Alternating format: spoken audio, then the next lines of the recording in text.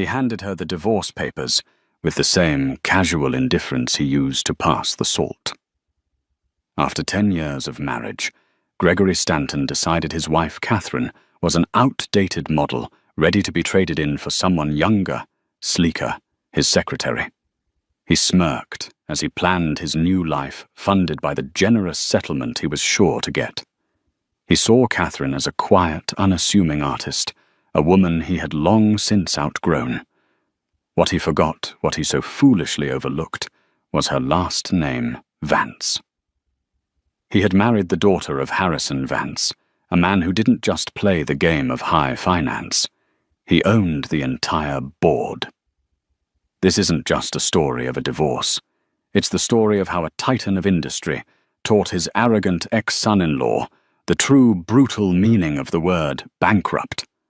The silence in their sprawling Upper East Side brownstone had become a living entity. It breathed in the spaces between Gregory Stanton's clipped one-word answers and Catherine Vance's fading attempts at conversation. For the past year, the silence had grown feeding on missed dinners, late nights at the office, and the ever-present cloying scent of a perfume that wasn't hers, a cheap but persistent gardenia that clung to the lapels of his Brioni suits. Catherine traced the rim of her wine glass, the deep red of the Merlot, a stark contrast to the sterile white marble of their kitchen island. It was their 10th anniversary. Or more accurately, it was the 10th anniversary of the day they had signed their marriage certificate. The celebration, like their communication, was non-existent. Greg was late. Again. Just closing a massive deal, Kate. You wouldn't understand the pressure he had texted 3 hours ago. The condescension was a familiar sting. In the early years, he had admired her work as a budding architect, her eye for sustainable design and community-focused spaces. Now he called it her little hobby, a quaint pastime for a woman who didn't have to worry about a real career. He had forgotten that her little hobby had won the prestigious Pritzker Architecture Prize nomination 5 years ago, an achievement he had dismissed as a fluke. Her career was built on creating foundations, on understanding the load-bearing walls and the structural integrity required to make something last. She saw the cracks in their own foundation with a painful clarity. They were no longer hairline fractures. They were gaping fissures, threatening to bring the whole facade crashing down. The source of the poison had a name, Jessica Thorne, his executive assistant. Greg had hired her a year ago, praising her efficiency and go-getter attitude. Catherine had met her once at a company gala. Jessica was all sharp angles and a predatory smile, her eyes lingering on Greg a moment too long. She had called Catherine Mom, the word dripping with a syrupy feigned respect that felt more like an insult. The evidence had been a slow, insidious trickle. The late-night texts he'd laugh off as urgent work matters. The credit card statements with charges for lunches at intimate French bistros Catherine had never been to. The way he now guarded his phone as if it were a state secret. Catherine wasn't a fool, but she was a romantic, a believer in the vows they had taken. She had tried to talk to him to bridge the chasm that had opened between them, but it was like talking to a brick wall, a handsome, impeccably dressed brick wall. At 10:47 p.m., the front door finally clicked open. Greg strode in, pulling at his silk tie, his face flushed with a triumphant energy that had nothing to do with work. The gardenia scent was stronger than ever. "We did it," he announced, tossing his briefcase onto a leather armchair. "We landed the Oakhaven development contract." "This is it, Kate. This is the big one. Stanton Innovative Designs is going to the next level." He didn't mention their anniversary. He didn't ask where she had been or how her day was. He walked straight to the liquor cabinet and poured himself a generous measure of Macallan 25. Catherine's voice was quiet, almost a whisper against the vastness of the room. "Congratulations, Greg." He took a long swallow of the scotch, his back to her. "This changes everything. No more small-time projects. We're in the major leagues now. She finally looked up from her wine, her heart a cold, heavy stone in her chest. Does it change us, Greg? He turned, and for the first time she saw the annoyance in his eyes wasn't veiled. It was raw and impatient. What is that supposed to mean? I'm out there building an empire for us, and you're asking me cryptic questions.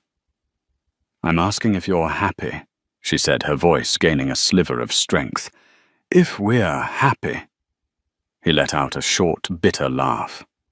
Happiness is a luxury, Kate. Success is a necessity. I thought you of all people would understand that. Your father certainly does. The mention of her father, Harrison Vance, was a deliberate jab. Greg had always had a complicated relationship with his father-in-law's immense wealth and power. He was both desperate for his approval and resentful of his shadow. Harrison Vance was a corporate leviathan, the chairman of Vance Global Holdings, a conglomerate with interests in everything from logistics to biotechnology. He was a name that made markets tremble. To Greg, Harrison was the ultimate benchmark of success, a benchmark he was pathologically driven to meet on his own terms. My father has nothing to do with this, Catherine said steadily. This is about you and me. This is about your assistant. The name hung in the air between them, unspoken but deafening. Greg's face hardened, his affable mask crumbling away to reveal the cold, hard ambition beneath. He set his glass down with a sharp click. You're right, he said, his voice devoid of all warmth. This is about you and me. And it's over. The words hit her with the force of a physical blow. She felt the air leave her lungs. What? It's over. Catherine, he repeated, walking towards the grand staircase, already mentally moving on. I want a divorce. I've been meaning to tell you, but I was waiting for the Oakhaven deal to close. It simplifies things. Simplifies things. 10 years of life, love, and shared dreams reduced to a matter of convenient timing. You're leaving me. For her. The question was a choked whisper. Greg paused, his hand on the banister. He didn't even have the decency to deny it. Jessica understands me. She understands my ambition. She's not content to sit on the sidelines and sketch buildings for non-profits. She wants to be in the arena. He looked at Catherine, and his expression was one of pity. It was the most insulting thing he could have done. We've just grown apart, Kate. It happens. People change. Catherine stood frozen, her wine glass clutched in her hand. The silence she had been living with for a year suddenly erupted into a deafening roar in her ears. He was throwing her away. He was discarding their life together for a cheaper fare and a bigger contract. He continued up the stairs, his footsteps echoing in the cavernous space. My lawyer will be in touch with yours tomorrow, he called down. Let's try to be civilized about this. I'll be generous, of course. For old times' sake. As he disappeared into their bedroom, the room they had shared for a decade, to pack a bag, Catherine slowly lowered her hand. She looked at the expensive wine, the polished marble, the architect-designed lighting that cast a warm glow over the cold, empty space. This wasn't a home anymore. It was a monument to a lie. A single tear traced a path down her cheek. He thought he was in control. He thought he was the one making all the moves dictating the terms of their separation. He believed her to be the quiet, gentle artist he could easily set aside. He had forgotten that a foundation, when attacked, relies on its bedrock. And her bedrock was a man named Harrison Vance. In his arrogance, Gregory Stanton hadn't just ended a marriage. He had declared war on an empire. The meeting took place in a glass-walled conference room on the 50th floor of a midtown skyscraper, the office of Greg's divorce attorney, a shark named Alistair Finch. The view of Central Park was breathtaking. a sea of green and gold under the autumn sun. But Catherine saw none of it. Her world had shrunk to the polished mahogany table and the smug faces of the two men sitting opposite her and her lawyer, a calm, methodical man named Robert Abernathy. Abernathy was her father's man, dispatched the morning after Catherine's tearful late-night call to Harrison. He was in his late 60s, with a mind as sharp as a shard of glass and a loyalty to the Vance family that was absolute. He had reviewed the prenuptial agreement she and Greg had signed a decade ago, an ironclad document drafted by his very own firm. Mr. Stanton's demands are audacious. Abernathy had told her that morning, his tone dry as dust. He seems to be operating under a severe misapprehension of his legal standing.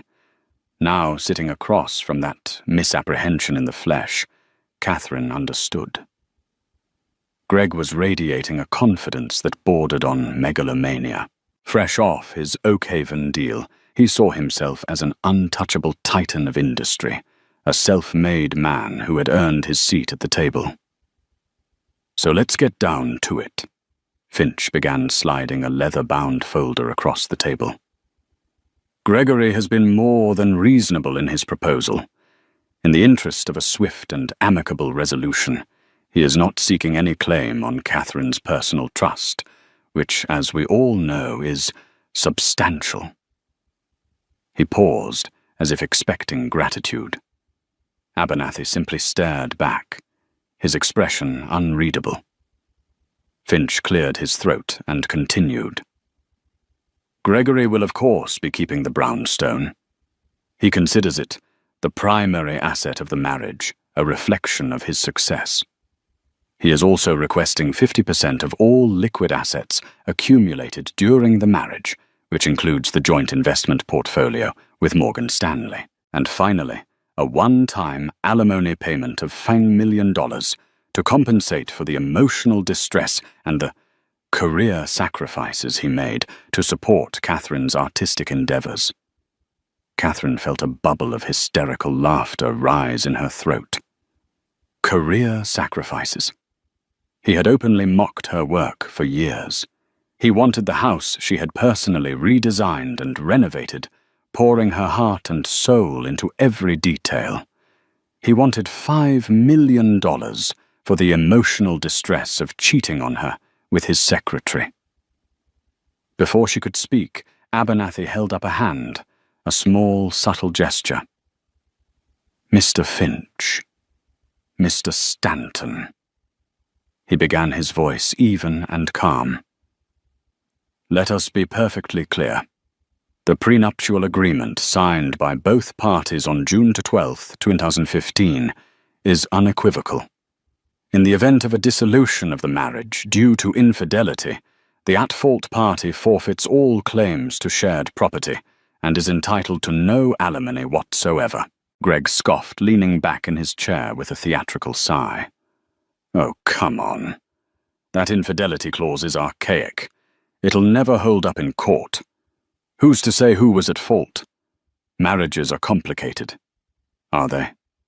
Abernathy asked, his eyes locking onto Greg's.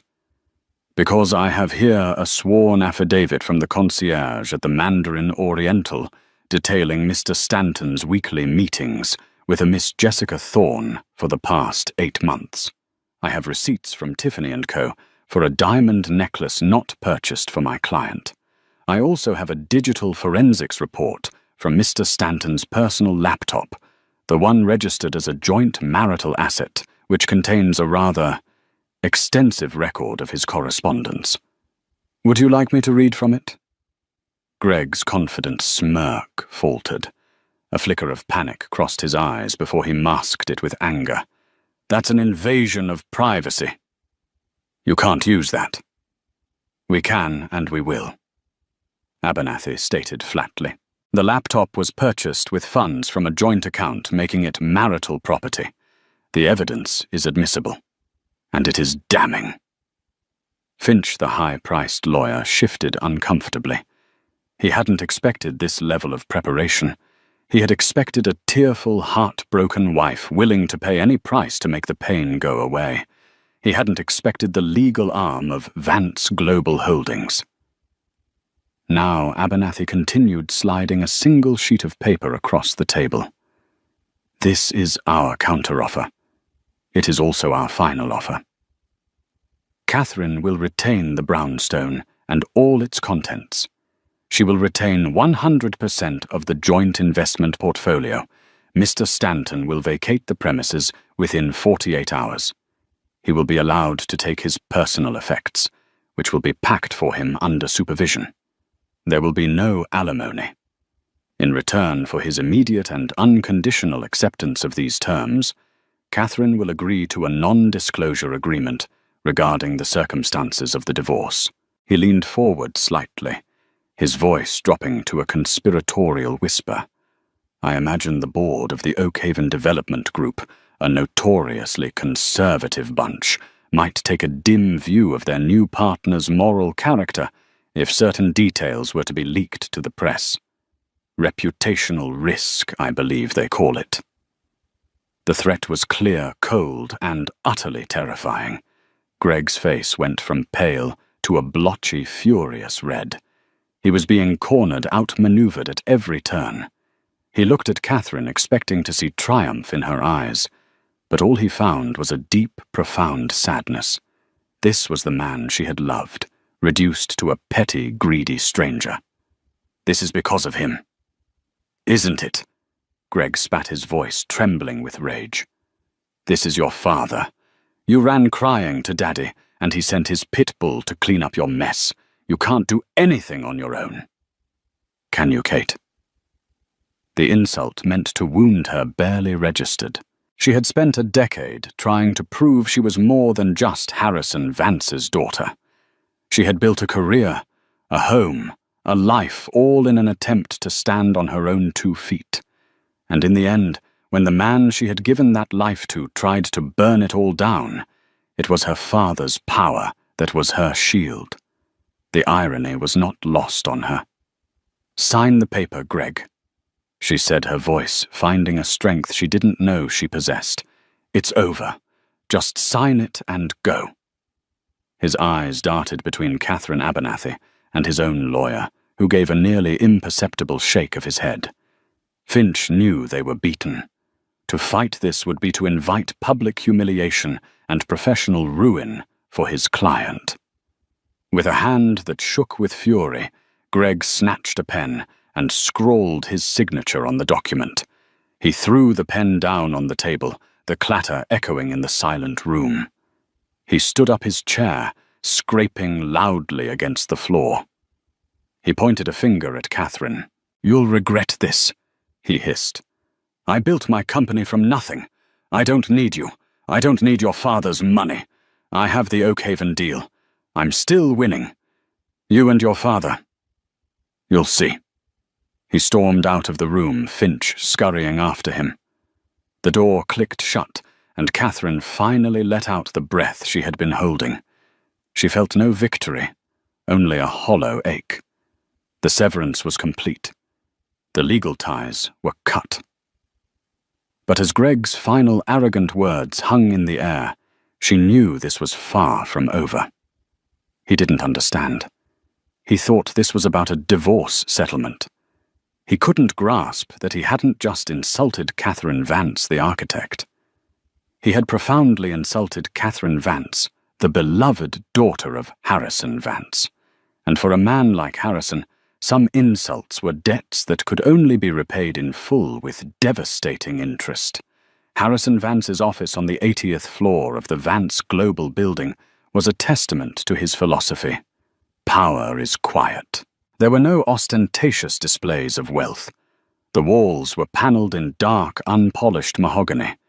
The furniture was minimalist, a collection of Eames and Le Corbusier pieces that valued form and function over flash.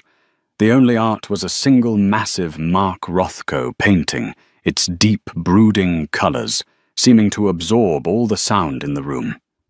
The view, a panoramic sweep of the Manhattan skyline, was the only true decoration, a constant reminder of the world he dominated. Harrison himself was much like his office.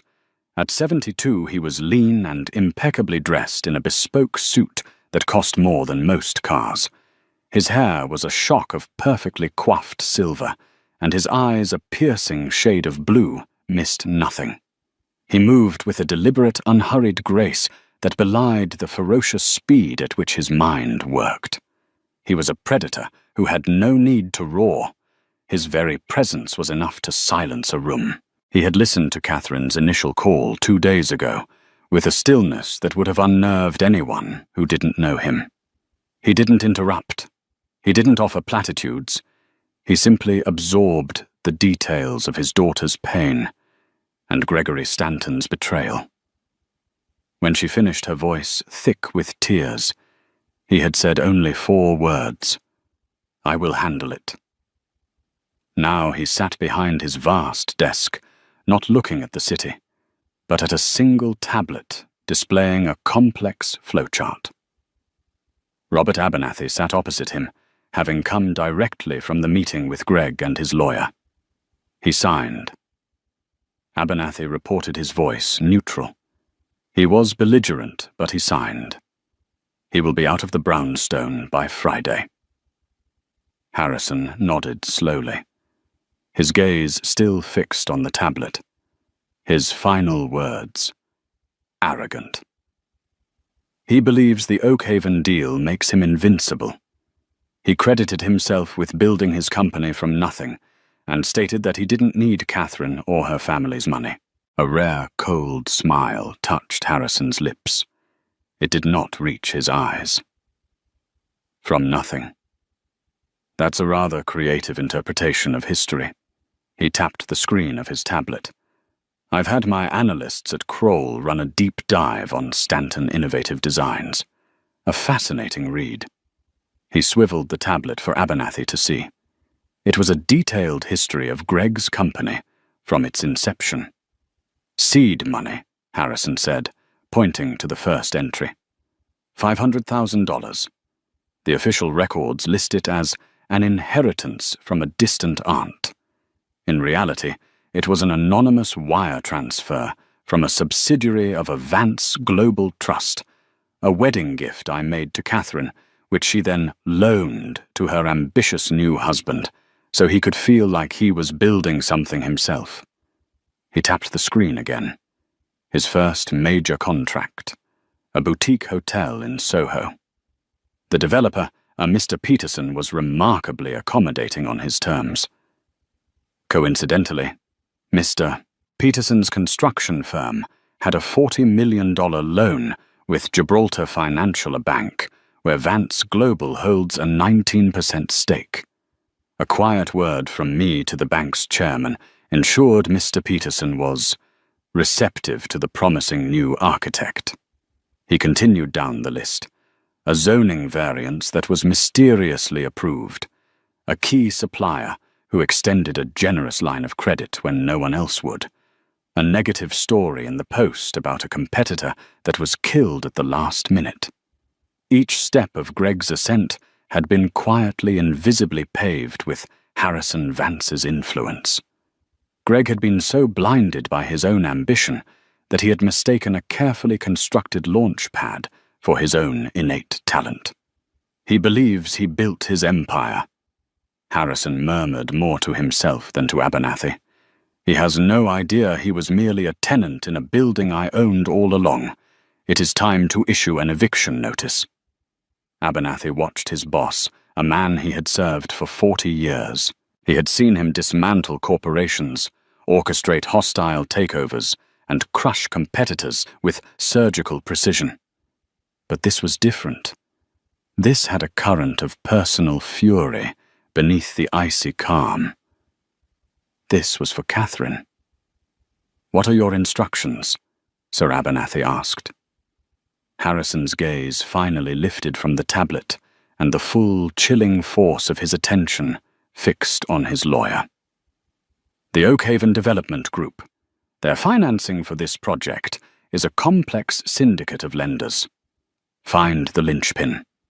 The one lender whose withdrawal would cause a confidence cascade. Buy their position. We will become their primary creditor. Understood, sir. And Stanton's other lines of credit. Stanton Innovative Designs is leveraged to the hilt, Harrison said, his voice dropping. He used projected earnings from the Oakhaven deal to secure a massive expansion loan from Gibraltar Financial, the very bank we helped him with years ago. I had a conversation with Chairman Reynolds this morning, a very pleasant chat. We discussed risk management. I expressed my concern about overexposure to the volatile commercial real estate sector. Gibraltar will be calling in his loan, citing a material adverse change clause. The full amount will be due in 30 days. 30 days. It was a death sentence for a company like Greg's. His suppliers, Abernathy prompted. Most of his material contracts are with subsidiaries of the All-State Materials Group. As you know, our pension fund is their largest institutional investor.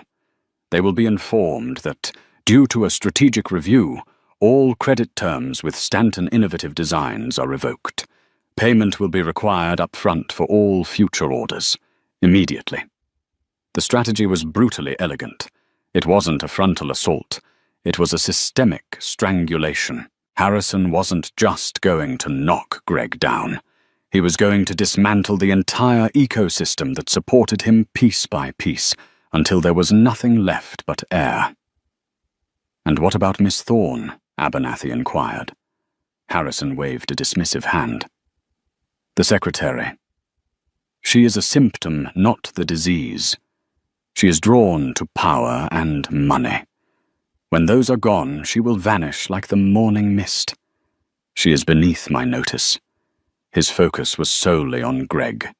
The boy's arrogance is his fatal flaw. He flew close to the sun, believing he had built his own wings. He is about to discover they were made of borrowed feathers. And I am recalling the loan. He stood up and walked to the vast window, clasping his hands behind his back as he looked down at the city below. He saw it not as a collection of buildings and people, but as a complex network of power, influence, and debt. A system he knew how to manipulate better than anyone alive. He hurt my daughter. Robert Harrison, said his voice a low, dangerous growl. He took her love and her loyalty. And he treated them like disposable assets. He thought my family's name was a tool for him to use.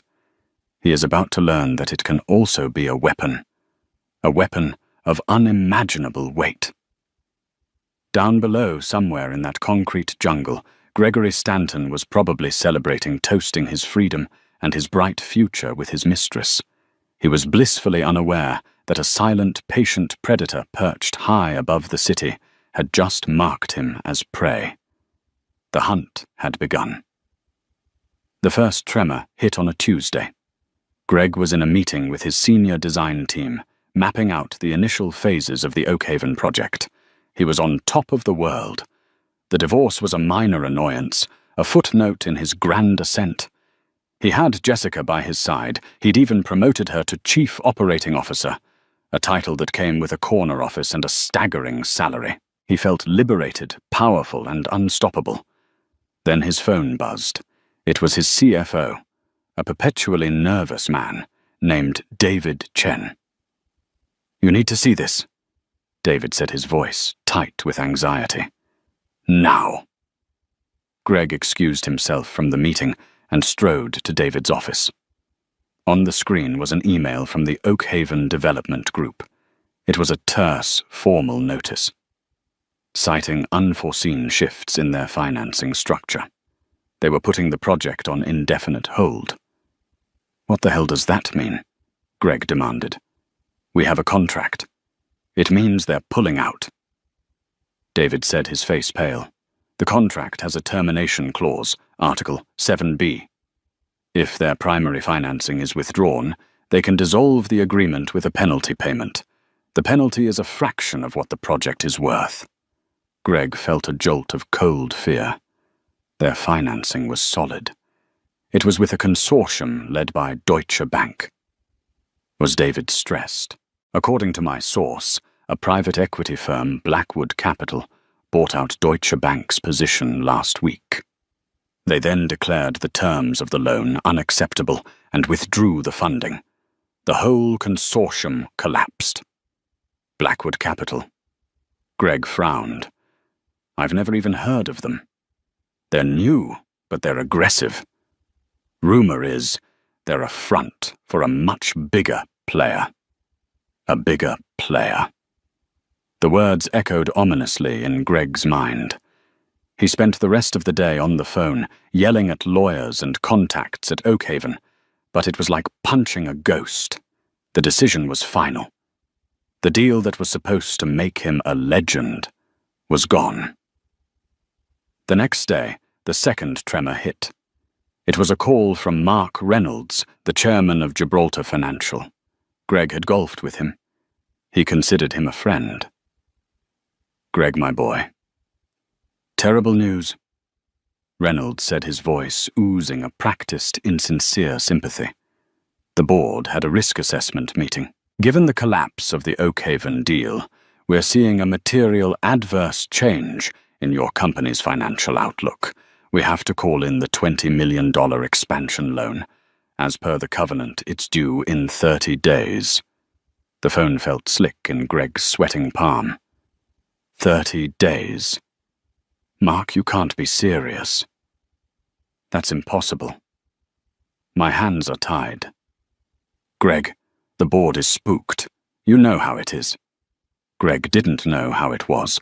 He had never been on this side of the phone call before. He had always been the one in favor, the one whose risks were underwritten. Now, suddenly, he was a liability. The tremors were becoming an earthquake.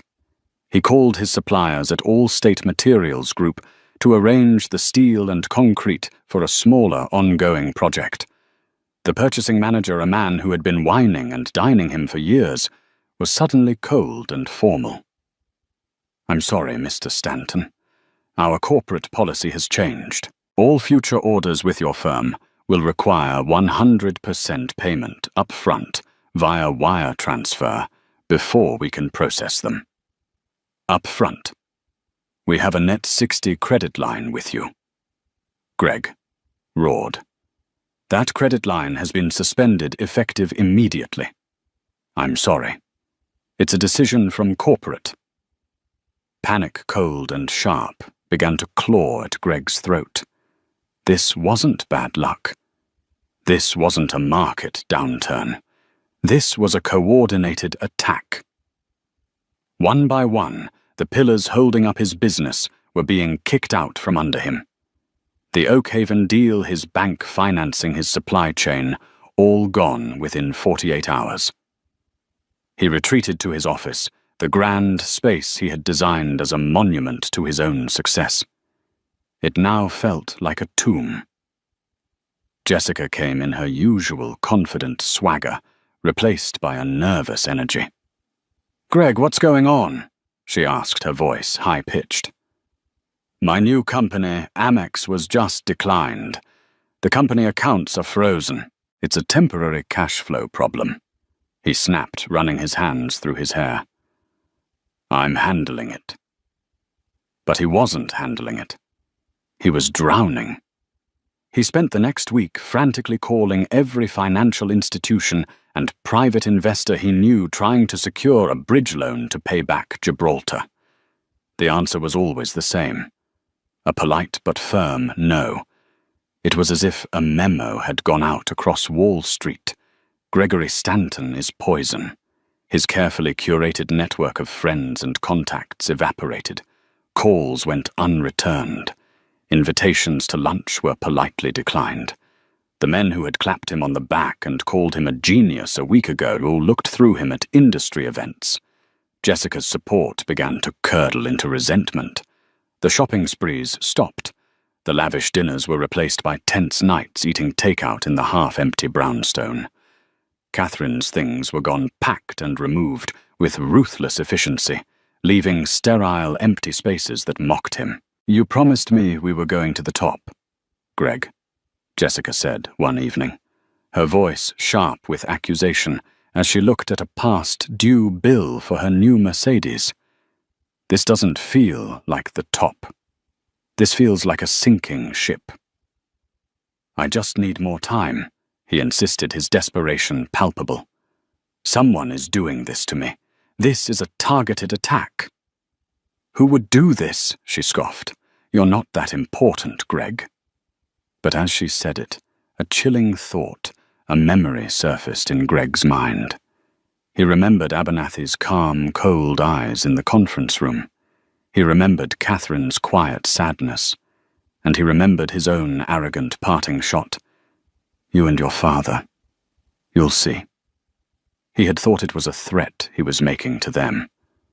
What if it was a prophecy about himself? He stumbled to his desk and pulled up a financial news terminal.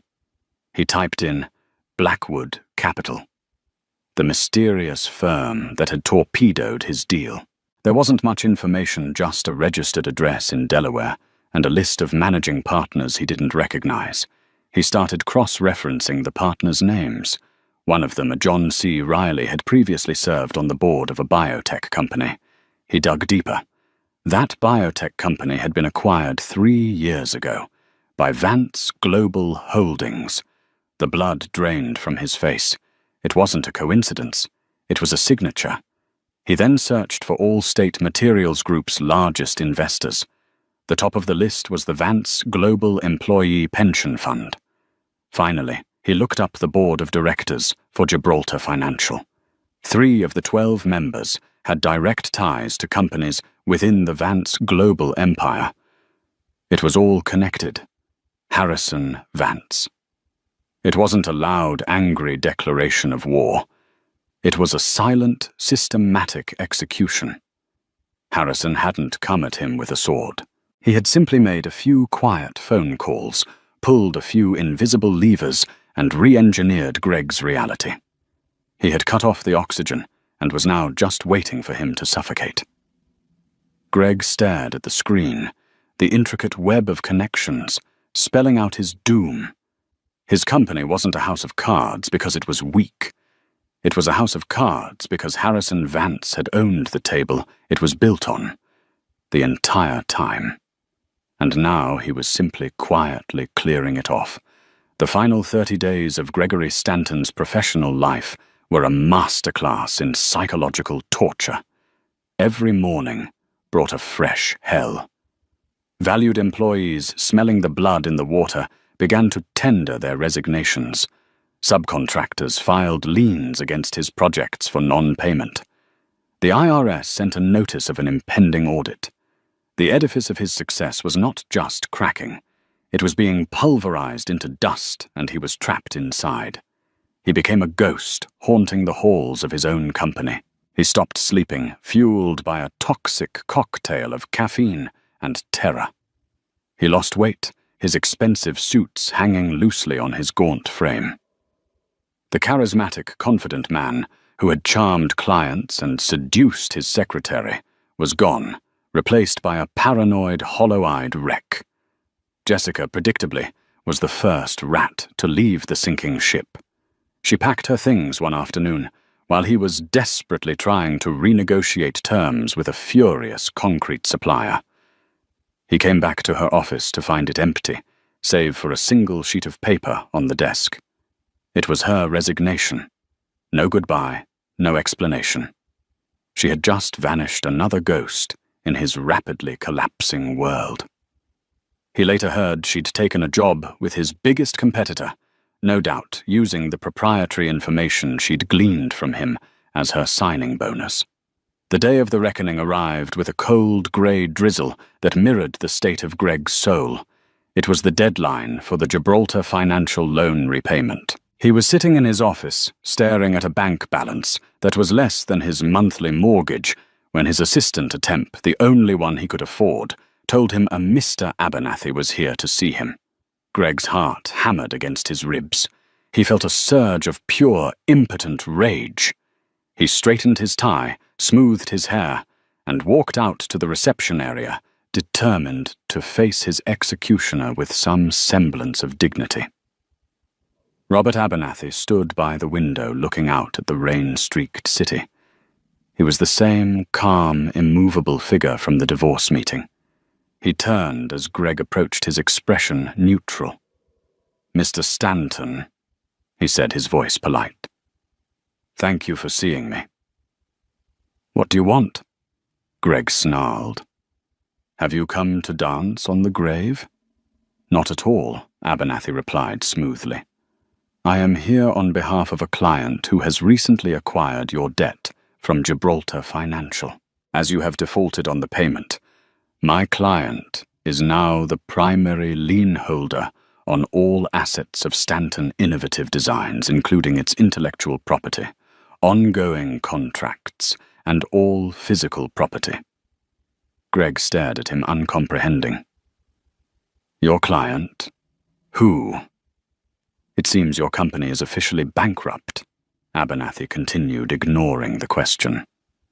"A sad day. However, my client saw an opportunity. They have purchased the company lock, stock, and barrel from the receivers. For pennies on the dollar, I might add." The rage in Greg's chest was replaced by a creeping, icy dread. "Who bought my company?" he whispered. Abernathy allowed himself a small, thin smile. The new owner felt it was important to oversee the transition personally. "She is waiting for you in your old office." "She..." The word hung in the air. Suddenly, Greg couldn't feel his legs. He stumbled past Abernathy, his mind refusing to process the implication. He pushed open the door to his office, the room that had been the center of his universe. And there she was. Catherine Vance was standing by his desk, not looking at him, but at the blueprints for the Oakhaven project, which were still tacked to the wall. She was not the heartbroken, tear-streaked woman he had left behind. She was dressed in a tailored navy blue power suit, her hair pulled back in a sleek, professional style. She radiated a quiet confidence and an authority he had never seen in her before. She looked powerful. She looked like her father. She turned to face him, her eyes calm and clear.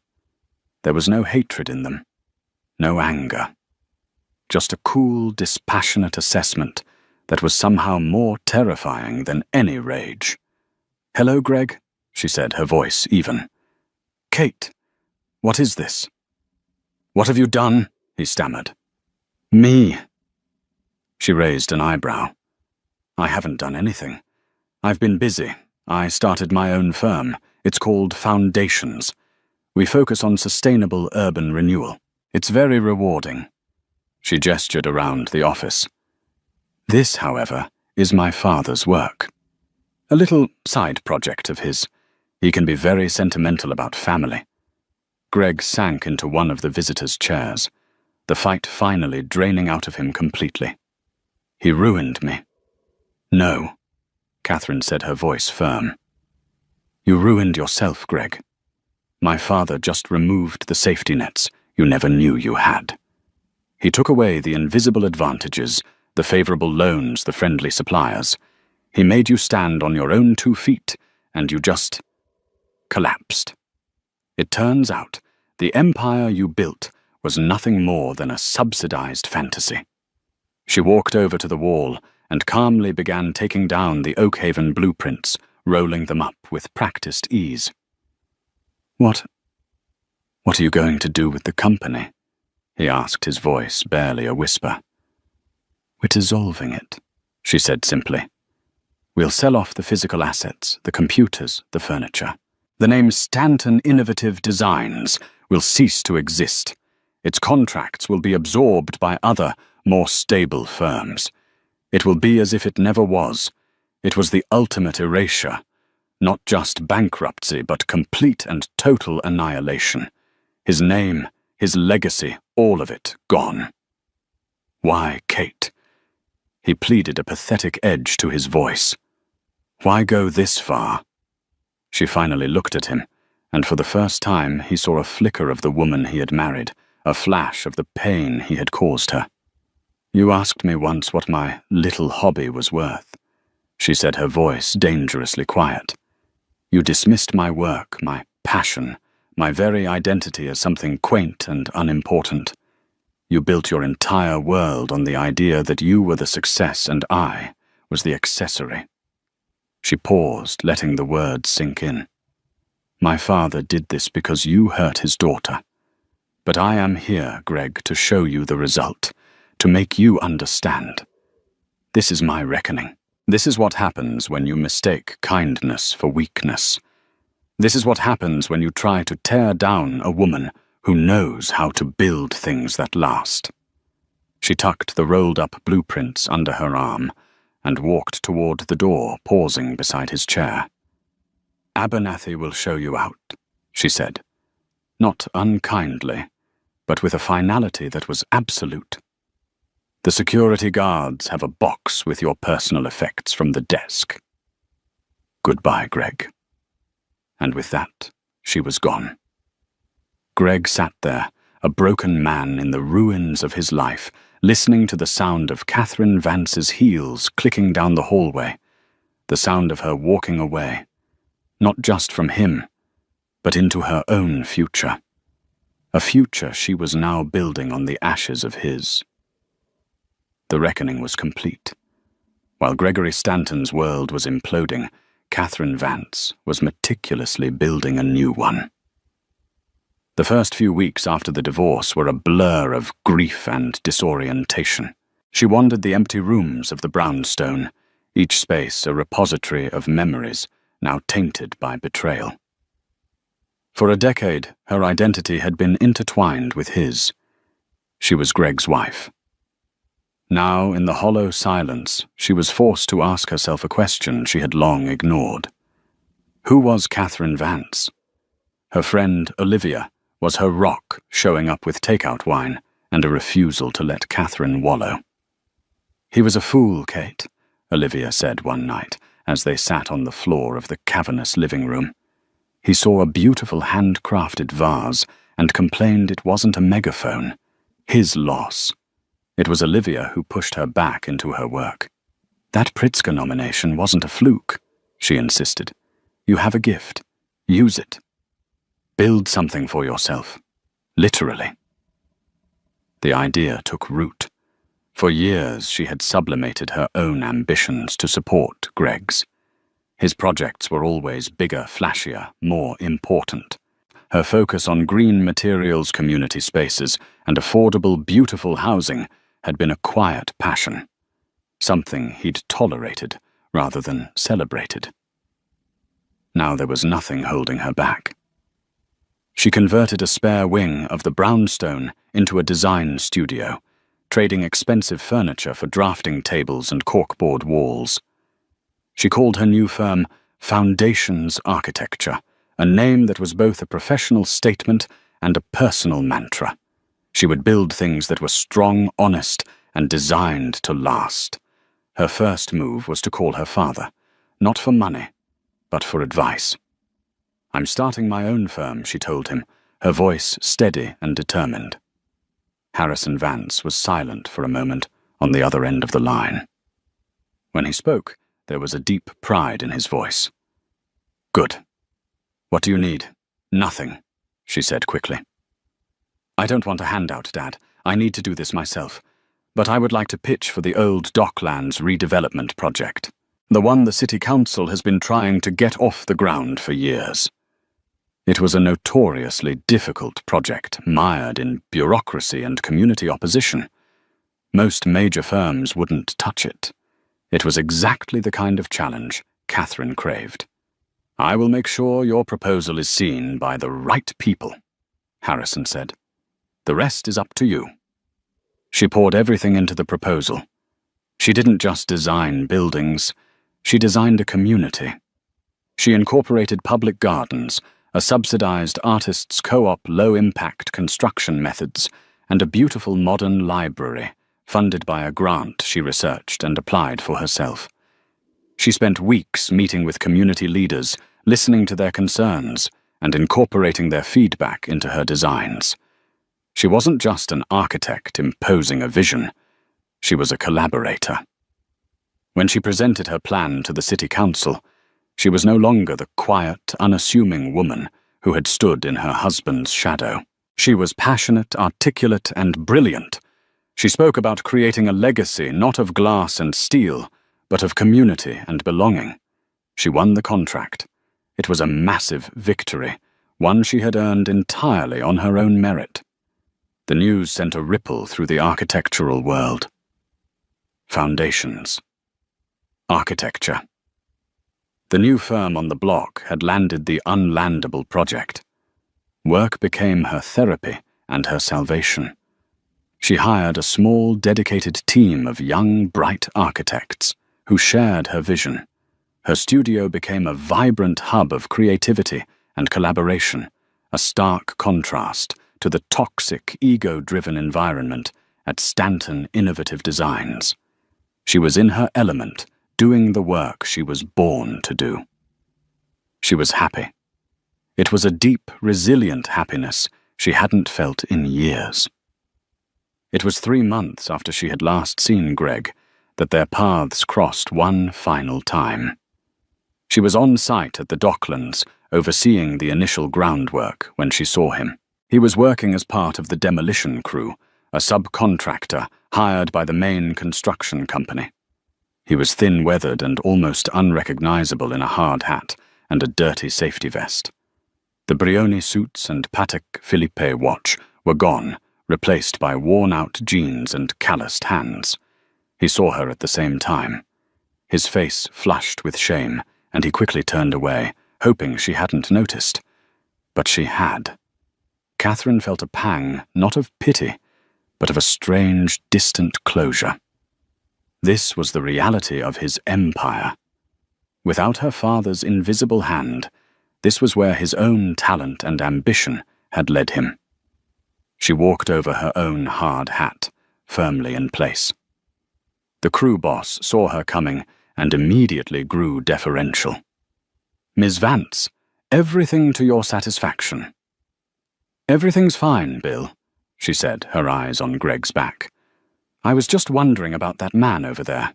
Is his work satisfactory?" Bill squinted. "Stanton. Yeah, he's okay.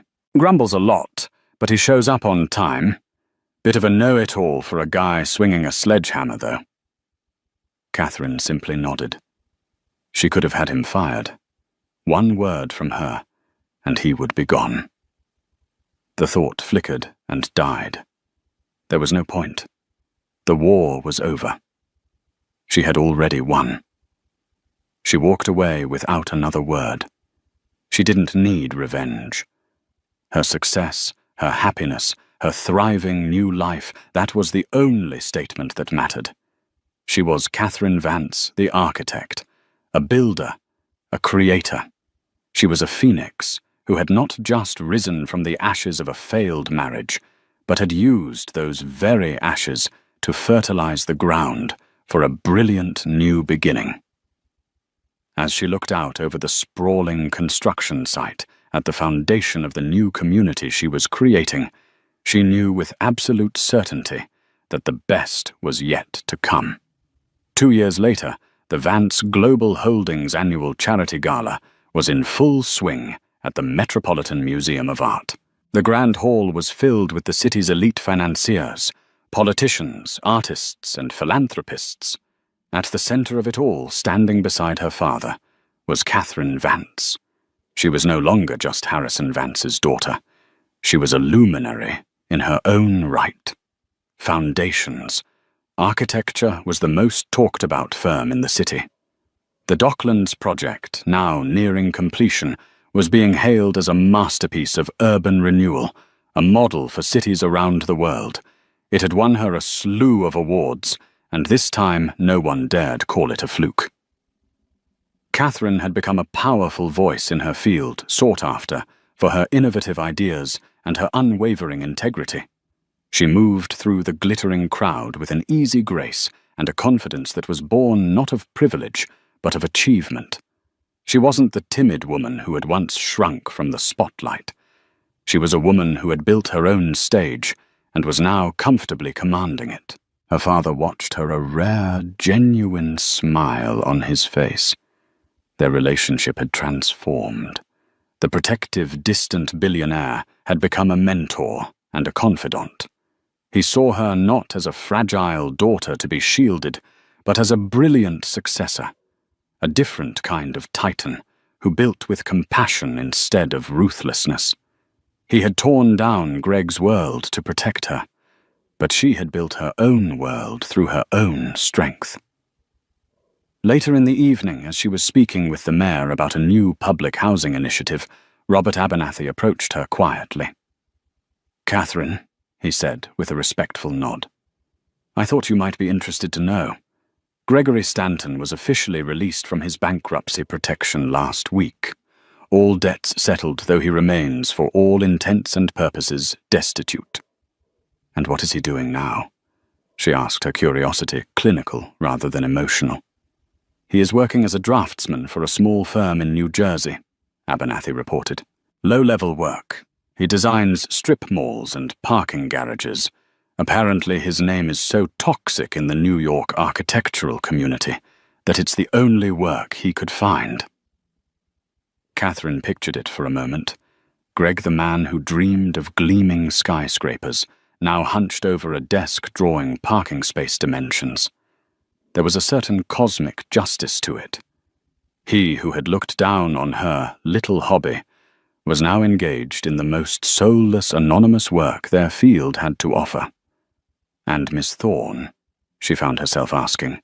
She lasted 6 months at the competitor's firm before being let go for performance issues, Abernathy said with a hint of satisfaction. "Last I heard, she was a real estate agent in Westchester, a very competitive market." They were footnotes in a book she had long since finished reading. Their fates were no longer her concern. Her gaze drifted across the hall, landing on the lead engineer for her Docklands project, a kind, intelligent man named David Chen, the same CFO who had worked for Greg. She had hired him after Stanton Innovative Designs collapsed, seeing his talent and integrity. They had bonded over long nights working on the project, and a gentle, respectful romance had begun to bloom. He caught her eye and smiled a warm, genuine smile that held no agenda, only affection. She smiled back, a feeling of profound peace settling over her. Her life was full, not just with success, but with purpose, respect, and the promise of a love built on a true foundation of partnership. She had survived the betrayal and the heartbreak. She had emerged from the wreckage, not just intact, but stronger, truer to herself than ever before. Gregory Stanton had tried to demolish her life, but he had failed to understand a fundamental principle of architecture, a principle she now embodied. You can't destroy a structure by attacking its facade. Real strength, lasting strength, comes from the integrity of the foundation. And her foundation, built of self-respect, passion, and the unshakable love of her family, was and always would be unbreakable. She had not only rebuilt her life, she had created a stunning, enduring masterpiece. Catherine's story is a powerful reminder that the quietest people often have the most powerful allies, and that true wealth isn't in a bank account, but in self-respect and integrity. Gregory Stanton learned that lesson the hard way, losing everything because he underestimated the woman he betrayed. He saw her as an accessory to his success, forgetting she was the daughter of the man who had silently engineered that success all along. From the ashes of a devastating betrayal, Catherine didn't just get revenge. She rediscovered her purpose and built an empire of her own, on her own terms. What did you think of Harrison Vance's epic silent revenge? Was it justified, or did it go too far? Let us know your thoughts in the comments below.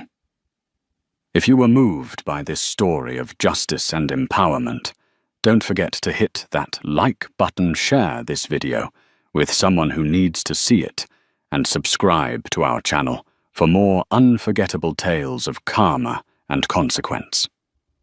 Your support helps us bring these stories to life.